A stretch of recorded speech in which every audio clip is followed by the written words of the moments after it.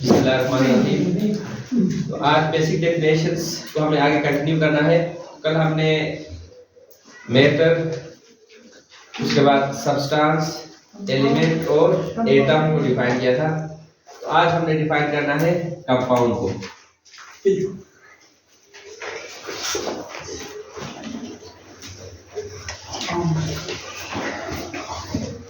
आप मुख्तलिफ एलिमेंट्स हैं, मसलन सोडियम एक एलिमेंट है, इसका रिएक्शन कराएं क्लोरीन के साथ तो ये किस में कन्वर्ट होगा? सोडियम क्लोराइड में, NaCl में। अब NaCl जब बनाते हैं सोडियम क्लोरीन से, ये क्या होगा? प्योर होगा, इसमें और कोई इंप्योरिटीज पाई नहीं जाएंगी। तो ये क्या होता है? प्योर सब्सटेंस होता है, जो कितने एलिमेंट से मिलकर बना है? दो एलिमेंट्स, एक तरफ सोडियम, दूसरी तरफ क्लोरीन। कम से कम दो होने चाहिए, दो से ज्यादा भी हो सकते हैं, तीन भी हो सकते हैं, चार भी हो सकते हैं। तो दो या दो से ज्यादा एलिमेंट्स के मिलने से कोई प्योर सब्सटेंस बने, कोई प्योर चीज बने, उस सब्सटेंस को क्या नाम देंगे? कंपाउंड कहेंगे।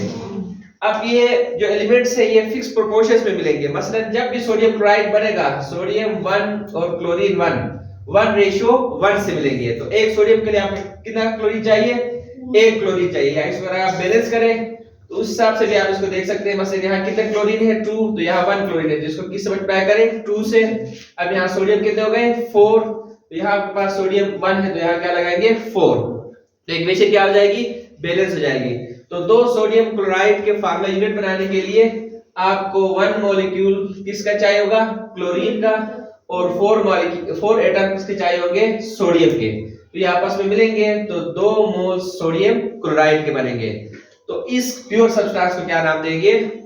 कंपाउंड कहेंगे। तो compound is a pure substance that is formed by the combination of 2 or more than 2 elements that combine in fixed proportion। तो वो मिलेंगे किस तरह?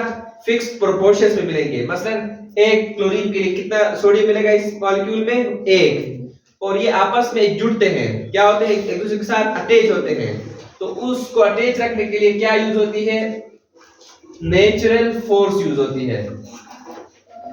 क्या यूज होती है? Natural force. एक नेचुरल फोर्स है जो इन दो एटम्स को आपस में क्या करे? जोड़े रखे। मसलन हम आगे किस चैप्टर में पढ़ेंगे, इनमें जो फोर्स है, नेचुरल फोर्स, उसको नाम दिया गया है आयनिक बॉन्ड। क्या नाम दिया है? Ionic bond. तो इस प्योर सब्सटेंस को आप क्या नाम देंगे? कंपाउंड कहेंगे। तो compound is a pure substance that is formed by the combination of 2 or more than 2 elements that combine in a fixed proportion by some natural force of attraction is called a compound। उसको क्या कहेंगे? Compound कहेंगे। यानी atom, एक type के atoms मौजूद हो तो उसको आपने क्या नाम देंगे? एलिमेंट्स। जब दो या दो से ज्यादा एलिमेंट्स जब मिलेंगे तो जो प्योर सब्सटेंस बनेगा उसको क्या नाम देंगे? कंपाउंड कहेंगे।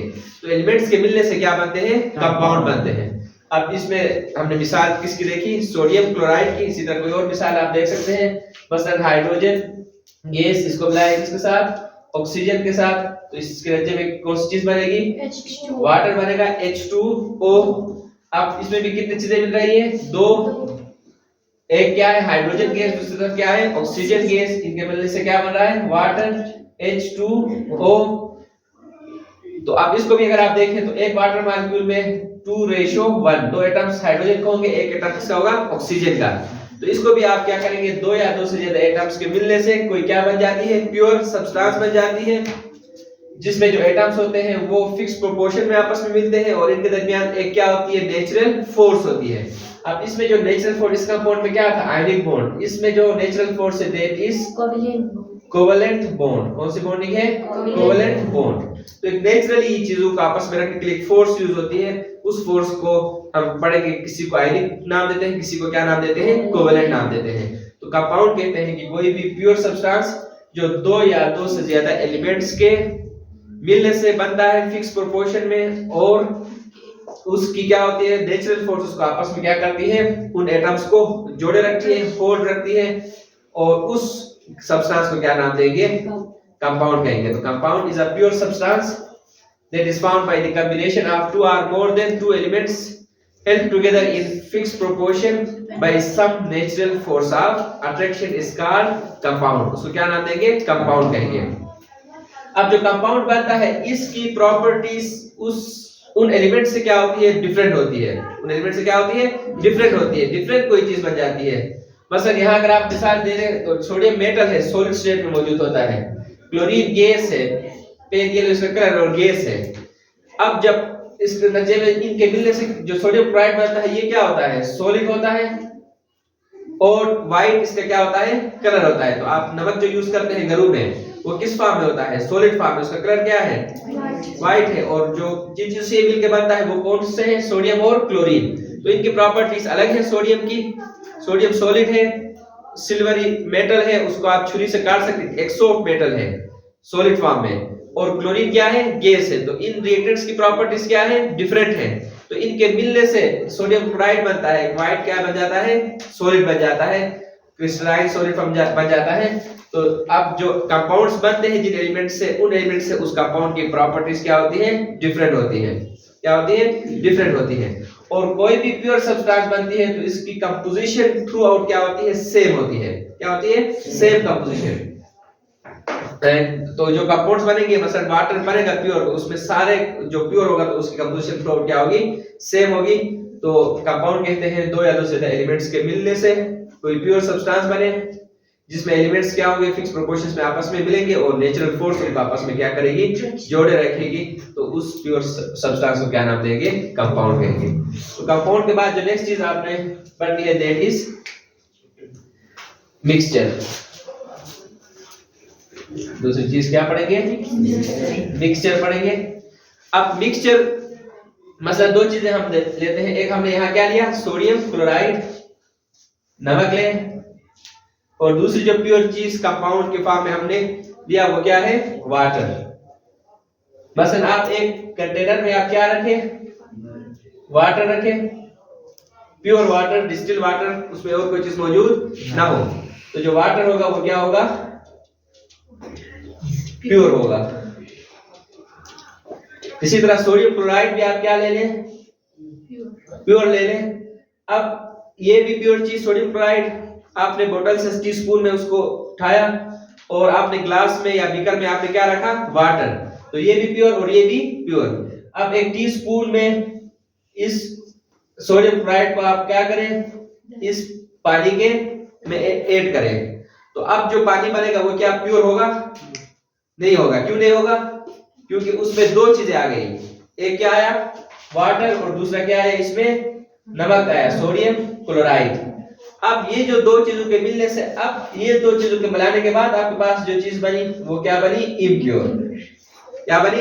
इम्प्योर। तो अब कोई भी इम्प्योर सब्सटेंस जो दो या दो से ज्यादा प्योर सब्सटेंस के मिलने से बने उसको क्या नाम देंगे? मिक्सचर कहेंगे। उसको क्या कहेंगे? मिक्सचर। तो mixture is the combination of two or more than two pure substances. दो या दो से ज्यादा प्योर सब्सटेंस को मिलाने से एक क्या बनेगी? इम्प्योर चीज बनेगी। तो उस इम्प्योर सब्सटेंस को क्या नाम देंगे? मिक्सचर कहेंगे। इसी तरह आप नमक ले लें, दूसरी तरफ क्या ले लें? रेत। रेत भी प्योर, नमक भी प्योर। अब रेत में आप नमक को लाके क्या करें? मिक्स करें। तो अब क्या दोनों प्योर रह गई? नहीं, दोनों क्या हो गई? इम्प्योर हो गई। तो कोई भी इम्प्योर सब्सटेंस जो दो या दो से ज्यादा प्योर सब्सटेंसेस के मिलाने से बने उस इम्प्योर सब्सटेंस को क्या नाम देंगे? मिक्सचर कहेंगे। क्या कहेंगे? मिक्सचर। अगर आप ऑयल के अंदर या वाटर के अंदर क्या ऐड करें? ऑयल ऐड करें। वाटर प्योर था पहले, ऑयल भी क्या था? प्योर था। अब ना वाटर मिलाने से ना वाटर प्योर रहा ना ऑयल प्योर रहा, तो वो जो कॉम्बिनेशन है वो क्या बन जाता है? इम्प्योर। तो कोई भी इम्प्योर सब्सटेंस जो दो या दो से ज्यादा प्योर सब्सटेंसेस के मिलाने से बन जाए उसको क्या नाम देंगे? मिक्सचर कहेंगे। क्या कहेंगे? मिक्सचर। अब जो मिक्सचर होते हैं उसके कंपोनेंट को आप फिजिकल मेथड से अलग कर सकते हैं। किस अलग कर सकते हैं? Physical method. फिजिकल मेथड का मतलब बगैर रिएक्शन कराए फिजिकली उसको, उन दो कंपोनेंट को आप एक दूसरे से अलग कर सकते हैं। कैसे अलग कर सकते हैं? मतलब इसी की अगर आप मिसाल ले लें, इसी वाटर को आप क्या करें? एवापोरेट करें। हीट करें 100 डिग्री सेंटीग्रेड पे, वाटर बॉयल होगा, बॉयल होकर इसमें क्या शुरू होगा, इवापोरेशन। तो इवापोरेशन की वजह से इसमें मौजूद वाटर किस में कन्वर्ट होगा, 100 डिग्री सेंटीग्रेड में गैस में। अब उस वेपर्स को आप क्या करें, कंडेंस करें, कंडेंस करके उसको एक अलग बीकर में उसको क्या करें, स्टोर करें। तो जा जाके एक टाइम आएगा कि जितना पानी यहाँ मौजूद होगा वो सारा इवापोरेट होके गैस में, उसको पूरा दोबारा कूल करके कंडेंस करके दोबारा किसमें कन्वर्ट कर देंगे, वाटर में। तो इसके अंदर जितना सोडियम क्लोराइड आपने डाला था वो उसी तरह यहाँ से क्या होगा, अलग होगा। तो आपने सिर्फ हीट किया, यानी वाटर को वाटर ही रहा और सोडियम क्लोराइड उसको किसी और रिएक्शन में आपने यूज नहीं किया। तो इस क्या इवापोरेशन ये क्या एक फिजिकल मेथड है। तो फिजिकल मेथड से आपने क्या किया, दो कंपोनेंट को एक दूसरे से अलग किया। तो जब भी कोई मिक्सचर बनेगा उस मिक्सचर के जो कंपोनेंट्स होते हैं उनको फिजिकल मेथड से आप एक दूसरे से अलग कर सकते हैं। मसलन सोडियम क्लोराइड को आपने पानी में डाला, आपने मिक्सचर तो बनाया, लेकिन जब आप दोबारा उस वाटर को इवापोरेट करेंगे तो वाटर वहां से क्या होगा, अलग होगा जितना वाटर आपने ऐड किया है, और जो सोडियम क्लोराइड जिसमें ऐड किया था वो उसी बीकर के बॉटम में क्या होगा, अलग होगा। तो जो मिक्सचर की खासियत होती है कि उसको आप फिजिकल मेथड से एक दूसरे से अलग कर सकते हैं, ये दूसरी इसकी प्रॉपर्टी। अब उसके बाद इस मिक्सचर के टाइप्स, तो इसको मुख्तलिफ टाइप्स, दो टाइप्स में इसको क्या करते हैं, डिवाइड करते हैं, टाइप्स ऑफ मिक्सचर। तो कितने टाइप्स इसको डिवाइड करते हैं, दो। एक टाइप को नाम देते हैं होमोजीनियस मिक्सचर। क्या नाम देते हैं, होमोजीनियस मिक्सचर। और दूसरी टाइप को नाम देते हैं हेट्रोजीनियस मिक्सचर। तो मिक्सचर को कितने टाइप्स में डिवाइड किया, दो। एक को नाम देते हैं होमोजीनियस मिक्सचर, दूसरे को नाम देते हैं हेट्रोजीनियस मिक्सचर। अब होमो और हेट्रो जहां भी आए, होमो का मतलब होता है सेम, हेट्रो का मतलब होता है माने डिफरेंट। होमो किसको कहते हैं, सेम को, हेट्रो किसको कहते हैं, डिफरेंट को। तो आप इससे आप इसको डिफाइन करेंगे। मसलन अभी हमने जो मिसाल पढ़ी, हमने वाटर में कौन सी चीज ऐड की, सोडियम क्लोराइड। तो आप घरों में अक्सर करते हैं, पानी के अंदर नमक डालें थोड़ा सा, उसको हिलाएं, तो हिलाने से वो उसमें क्या होगा, डिसॉल्व होगा। तो डिसॉल्व होने के बाद क्या उसमें आपको नमक नजर आएगा, नहीं। तो वो क्या होगा, एक ही आपको देखने से वाटर ही दिखाई देगा। क्या दिखाई देगा, वाटर। लेकिन आप देखने के लिए उसका फिर टेस्ट चेक करेंगे, तो आप उस पानी को मुंह में डालें तो आपको पानी क्या होगा, नमकीन पानी बनेगा, साल्टी होगा।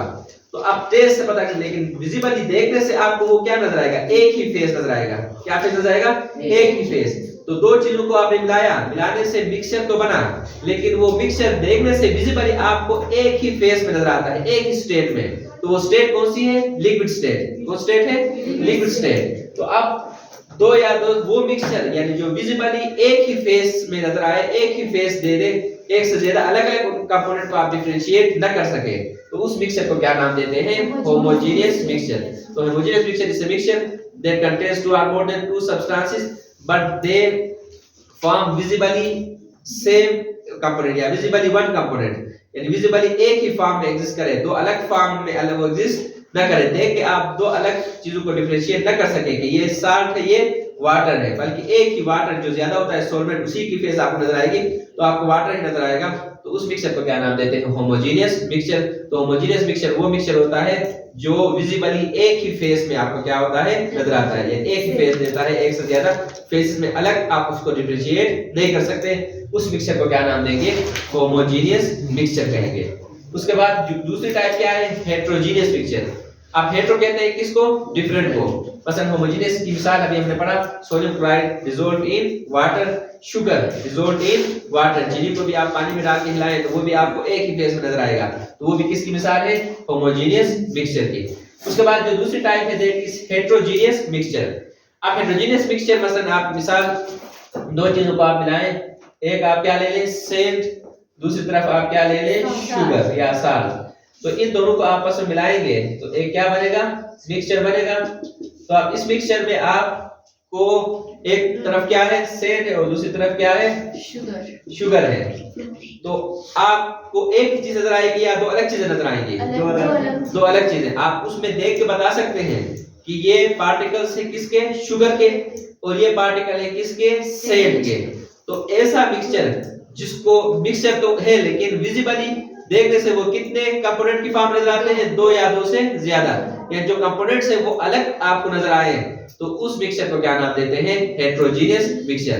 तो हेटेरोजेनियस मिक्सचर वो मिक्सचर है जिसमें जो मिक्सचर के जो कंपोनेंट्स हैं जो वो विजिबली देखने से डिफरेंट फॉर्म में शो होते हैं, तो उसको क्या नाम देते हैं, हेटेरोजेनियस मिक्सचर। तो हेटेरोजेनियस मिक्सचर से mixture whose components are in two different forms, yeah they are visibly in different form, यानी visibly different form में फेस में आपको नजर आए तो उसको क्या नाम देंगे आप, हेटेरोजेनियस मिक्सचर। मसलन ऑयल को अगर आप पानी में डालें तो क्या ऑयल पानी में डिसॉल्व होता है, नहीं, पेट्रोल या कोई ऑयल नहीं होता है। तो आप उस पानी के ऊपर अगर आप देखें तो आपको ऑयल अलग से नजर आएगा, वाटर अलग से नजर आएगा, दोनों फेजेस क्या है, अलग नजर आते हैं विजिबली। तो उस मिक्सचर को क्या नाम देते हैं, हेटेरोजेनियस मिक्सचर। तो हेटेरोजेनियस मिक्सचर वो मिक्सचर है जिसके कंपोनेंट्स विजिबली दो डिफरेंट फेसेस में एग्जिस्ट करे नजर आए, तो उसको क्या नाम देंगे, हेटेरोजेनियस मिक्सचर। मसलन sand plus sugar, salt plus sand, या आप ऑयल प्लस वाटर। तो ये मिसालें किसकी, हेटेरोजेनियस मिक्सचर की। और जो होमोजेनियस मिक्सचर है इसकी कंपोजिशन भी थ्रू आउट क्या होती है, सेम होती है। क्या होती है, सेम। मसलन नमक आपने पानी में डिसॉल्व किया, एक होमोजेनियस मिक्सचर बना, तो उस पूरे पानी के जो जग में या ग्लास में जो पानी है, पूरे पानी में जो की कंपोजिशन और एक ड्रॉप वहां से उठा के उसकी कंपोजिशन देखें तो दोनों की कंपोजिशन क्या होगी, सेम होगी। जितना साल्ट पूरे वाटर में होगा जिस परसेंटेज से, जिस उससे कंसंट्रेशन में, तो उस एक ड्रॉप में भी वही क्या होगी, कंपोजिशन होगी। तो होमोजेनियस मिक्सचर कहते हैं वो मिक्सचर जिसमें जो कंपोनेंट्स होते हैं वो एक ही फेस में नजर आते हैं। मसलन मिसाल आपने पढ़ी, salt plus water, sugar plus water. और उसके बाद हेटेरोजेनियस मिक्सचर वो मिक्सचर है जिसमें जो कंपोनेंट्स होते हैं मिक्सचर के वो विजिबली दो डिफरेंट फॉर्म में क्या करते हैं, एग्जिस्ट करते हैं। तो हमारे आसपास जो दुनिया है, वर्ल्ड है जिसमें हम रहते हैं, ये असल में क्या होता है, मिक्सचर होता है मुख्तलिफ चीजों का, यानी कंपाउंड्स का या एलिमेंट्स का एक क्या है, मिक्सचर है, मिलके यहाँ एग्जिस्ट करते हैं। मसलन आप हवा ले लें, एयर ले लें, तो एयर भी क्या है, एक मिक्सचर है जिसमें 78% क्या है, नाइट्रोजन, 21% क्या है, ऑक्सीजन, और जो दूसरी गैसें हैं वो 1% में पाई जाती है। इसी तरह वाटर क्या है, वो भी एक मिक्सचर है। जो आप वाटर ले लें तो उसमें ऑक्सीजन डिसॉल्व फॉर्म में मौजूद होती है। आप सी वाटर में जाए तो वहां साल्ट्स और ऑक्सीजन वाटर के अंदर क्या होते हैं, डिसॉल्व फॉर्म में मौजूद होते हैं। उसके बाद आप सॉइल ले लें तो उसमें बहुत सारी चीजें मिलके एग्जिस्ट करती हैं। पहाड़ ले लें, तो जो भी हमारे आसपास जो फिजिकल वर्ल्ड है वो असल में क्या है, मिक्सचर है डिफरेंट कंपाउंड्स, मॉलिक्यूल्स और एलिमेंट्स का। तो इसको आपने मिक्सचर की फॉर्म में अपने आसपास को देखना है, प्योर फॉर्म में बहुत ही आपको कम चीजें मिलेंगी। तो ये था आपका बेसिक डेफिनेशन, जिसमें आपने और भी हमने डेफिनेशन पढ़ने हैं। तो फिलहाल आपने किसको डिफाइन किया, कंपाउंड्स को, उसके बाद आपने किसको डिफाइन किया, मिक्सचर को, और उसके बाद मिक्सचर की दो टाइप्स, एक टाइप को नाम देते हैं होमोजेनियस मिक्सचर और दूसरे टाइप को क्या नाम देते हैं, हेटेरोजेनियस मिक्सचर। इसके बाद जो नेक्स्ट डेफिनेशन है that is atomic number and mass number.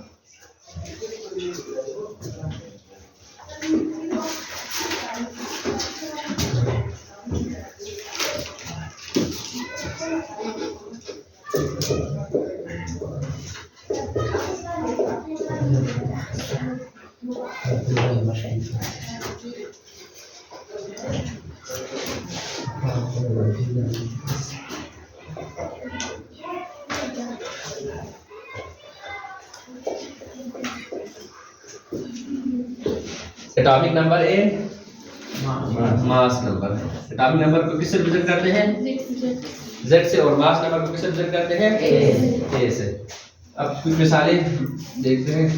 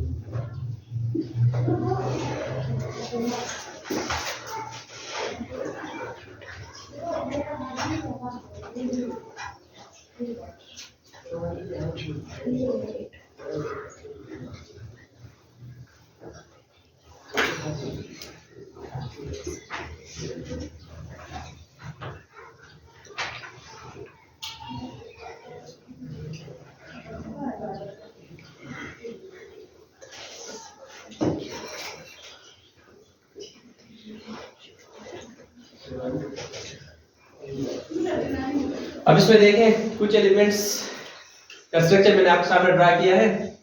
अब इसमें देखें प्रोटॉन्स की तादाद कितनी है 1। तो ये एलिमेंट आपके ख्याल में कौन सा होगा? हाइड्रोजन। शाबाश, कौन सा होगा? हाइड्रोजन। हाइड्रोजन है। और ये कौन सा है? हीलियम। हीलियम।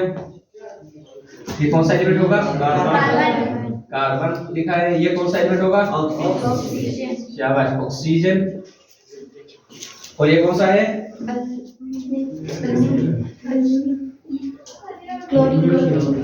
कौन सा है? क्लोरीन। अब इसमें हाइड्रोजन में प्रोटॉन्स की तादाद कितनी है? 1। हीलियम में कितनी है? 2। कार्बन में कितनी है तादाद प्रोटॉन्स की? 6। ऑक्सीजन में तादाद कितनी है? 8।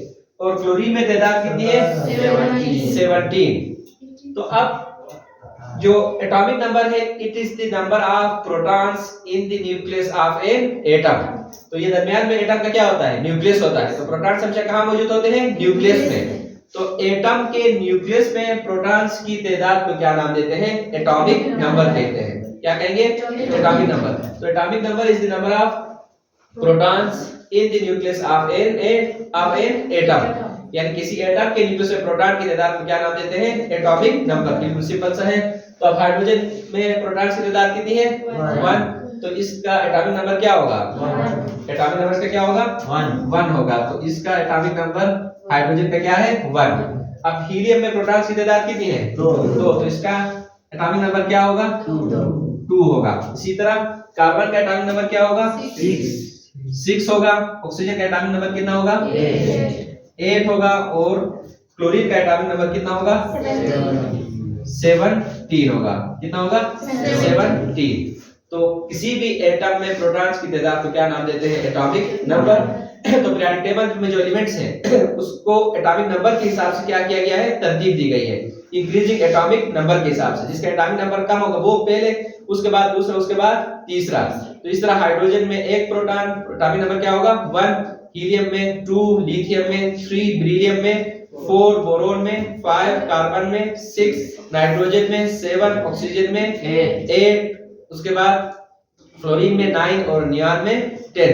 तो जितने भी एलिमेंट्स इंक्रीजिंग एलिमेंट्स में कोऑपरेटिव तरतीब दी गई है वो उसके इंक्रीजिंग एटॉमिक नंबर के हिसाब से। तो एटॉमिक नंबर कहते हैं किसी भी न्यूक्लियस एटम के न्यूक्लियस में प्रोटॉन्स की तादाद को क्या नाम देंगे? एटॉमिक नंबर कहेंगे। क्या कहेंगे? Atomic number. जैसे यूरेनियम, उसका एटॉमिक नंबर कितना है? 92। तो इसका मतलब उसके न्यूक्लियस में प्रोटॉन्स की तादाद कितनी है? 92 है। तो किसी भी एटम के न्यूक्लियस में प्रोटॉन्स की तादाद को क्या नाम देते हैं? एटॉमिक नंबर कहते हैं। अब दूसरा सेकंड डेफिनेशन मास नंबर। दूसरी आपने डेफिनेशन को पढ़ी आपने, मास नंबर। अब मास नंबर किसे कहते हैं? It is the total number of protons and neutrons in the nucleus of an atom. किसी एटम के न्यूक्लियस में मौजूद जो प्रोटॉन्स और न्यूट्रॉन्स है उनकी टोटल तादाद या उनके सम को क्या नाम देते हैं? Mass number. तो mass number is the sum of protons and neutrons in the nucleus of an atom. यानी उसके न्यूक्लियस में जो प्रोटॉन्स और न्यूट्रॉन्स है उनको ऐड करेंगे तो जो नंबर आपके पास आएगा उसको क्या नाम देंगे? मास नंबर कहेंगे। एटॉमिक नंबर किसको कहा? प्रोटॉन्स की तादाद को। और मास नंबर किसे कहेंगे?